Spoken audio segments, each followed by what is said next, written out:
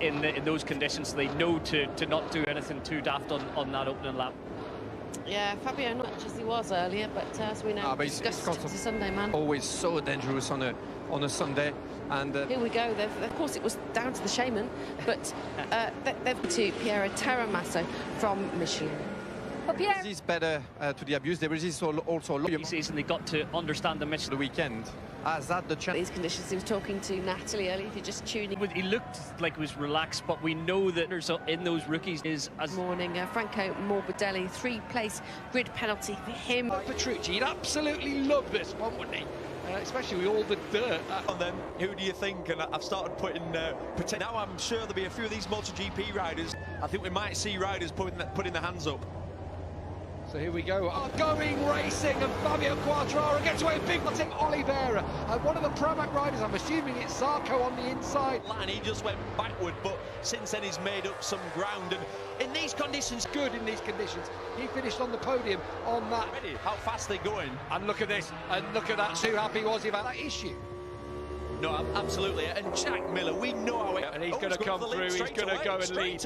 Straight away, past Miguel Oli. But almost, Neil, you have to trust the surface. In the Superbike race, it took them a few laps to realise. And Joan Mir 42.4. He's motoring on. It's going to be a story of this season next.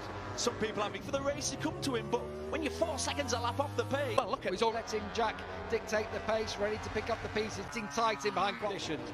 Further back, there's Morbidelli. Who I'm actually surprised at. 4 seconds off what the front guys are running. He came back there, throwing out on the paint on the outside, and his rear lit up. Do that pace, then you might get caught out.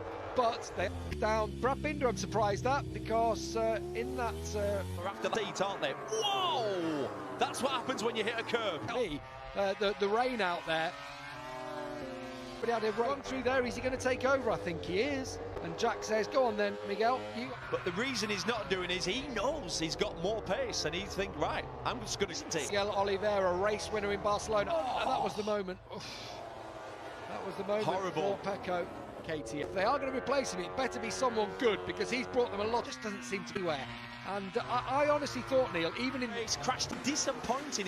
He's just never been able to find any form. But Marini, 4 seconds down on Morbidelli, ahead of Brad Binder and Paul Espargaro. But I'm not sure you can blame Michelin when we've seen the track starting to break up. Curbs. Oh, I'm surprised that Dobby, actually, although we do know the Yamaha system quite literally. Oh, that's Martin crashing out at turn 1. It's a fast one in there. But that's something we'll keep our eye on, just like that one, as they come out of turn 11 into 12 here. Vinales too brought an Italian feel to a very pragmatic squad, which was time to come from you. You're not on the absolute limit. My goodness. 29. Pole position is at 1 minute 31.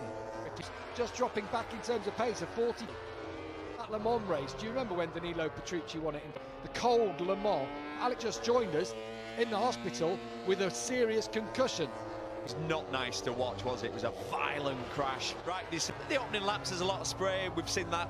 Is it quicker than Miguel Oliveira? And there's 9.5 laps to go. If he wants to win, get through and up it even more, and he's going to do it now on that little switchback. He's up to 13th place. He's in a battle. Into 12th now. With lower than Miguel Oliveira. He did have to get off the line, get off the better line. That's the battle for second place. There is Jack Miller, who is in second. It's not hard, is it, when someone's got that extra bit of... in the wet, but to hang at this pace, to be lapping it... Now, and he's all over the back of the Spaniard, and he's going to go through. Going to ease Rins. Fastest lap of the race, to the 38. Incredible. And I think that was a case of a colleague who I'm about to go past. I don't want it on his pit board. Incredibly consistent, Miguel Oliveira, and dive bomb Darren. That's exactly what we're seeing now. Behind his brother. But what we're going to see now is two Binders, because Darren Binder, they're too little too late. You're so right, there's a chance here for the opportunity to win one here. You've got to be selfish, you've got to let that break off when you take on. And here comes Zarco now, Neil. And I tell you what, Miller's coasting through on Jack Miller. There's no hesitation from Fabio Quartararo in MotoGP again. Oh, that got close to the front tyre of Johan Zarco. 5% of race distance completed. That's just in case this rain continues and they deem it unsafe victory. but I don't know who's going to join him on the podium. As it stands, it's Fabio Quartararo who's going to go up per race, up to turn 16, and it may well be as they were. No, not quite, but he'll take a 4th place, I'll guess. That said, Ringaia crashed last time out, if you remember, in Qatar. Well, it's currently down in 15th. Quicker than Oliveira, 3.4 seconds behind Oliveira, with 3 laps to go. He keeps that. Intelligent rider, I can't see him, I just can't see him risking that much, but that you might be saying P2 okay. Yeah, P2 okay, definitely. Twice a day is huge. It is, of course, Quartararo only picked up 7. At the moment like that could cost him. Bastianini's got into this race. Bastianini fires it through on the inside, through that kink. It's been like that ever since he was a kid. Here comes 3-1. Aleix is going to 2.6 miles of the track. He's got 2.8 seconds on Miguel, but I'd rather be watching the battle for 8th, because that's going to be harem-scarem, isn't it? Oliveira. Last year, you remember that run of 3 podiums in a row, had the win. But first of the season for the Austrian manufacturer, it's victory for Miguel Welts. It's Brad across the line from Aleix, and then it's Darren from Enea Bastian. And it's hard to believe, isn't it, really, when you think of Francesco Bagnaia winning 4 of the laps. What a ride from the Portuguese man in. Horrible. What about the ride from the